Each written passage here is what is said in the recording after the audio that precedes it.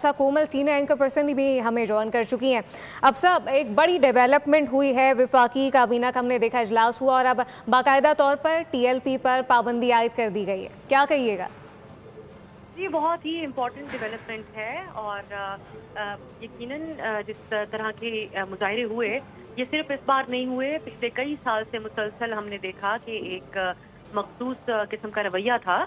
पाकिस्तान में किसी भी किस्म का एहतजाज करने के लिए NOC की ज़रूरत होती है, लेकिन अगर किसी एक तंजीम को इजाज़त दे दी जाए कि वो पुरतशद्दुद मुजाहिरे करें, रियासती जो अहम ओहदेदार हैं उनको भी धमकियाँ दें, उसके अलावा पुलिस को अटैक करें, पुलिस एहलकार इसमें शहीद भी हुए हैं।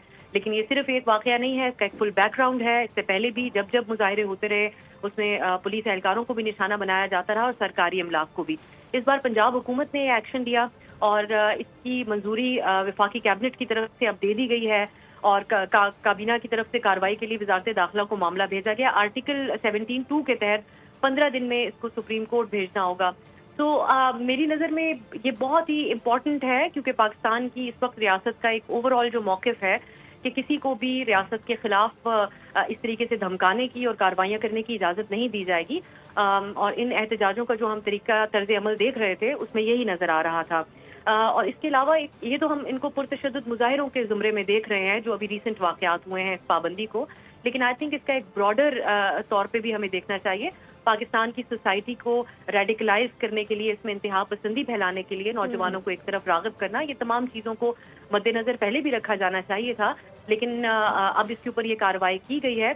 हमें देखना होगा क्योंकि साबिका दौरे हुकूमत में भी इनको बैन किया गया था, लेकिन उसके बाद एक मुआहिदा करके वो पाबंदी ख़त्म कर दी गई थी। ECP में जमात रजिस्टर्ड रही थी। तो इस बार जो फैसला किया गया है और बड़ी सख्ती से किया गया है, क्या वो कायम रहेगा या नहीं? हाँ, इस वक्त हमें ये ज़रूर नज़र आता है कि अप्रोच माजी के मुकाबले में ज़्यादा संजीदा है और यकीनन ये मामला अब हमें एक अपने मंतकी अंजाम की तरफ जाता हुआ नज़र आ रहा है। ये ब्रॉडर लेवल के ऊपर भी एक मैसेज देगा कि पाकिस्तान में किसी भी किस्म के पुरतशद्दुद मुजाहिरे करने की किसी को भी इजाज़त नहीं है। पुरतशद्दुद मुजाहिरे करने की यकीनी तौर पे किसी को भी इजाज़त नहीं है और रियासत की रिट को जो चैलेंज करेगा तो फिर पाबंदी भी आयद होगी। तमाम सूरत-हाल पे हमारा पैनल हमारे साथ मौजूद, अफसा कोमल सीनियर एंकर पर्सन, एहतशामुल हक साहब सीनियर तजज़ियाकार हमारे साथ मौजूद है। आप दोनों का बहुत शुक्रिया। सब्सक्राइब करें और बेल दबाएं ताकि कोई खबर रह न जाए।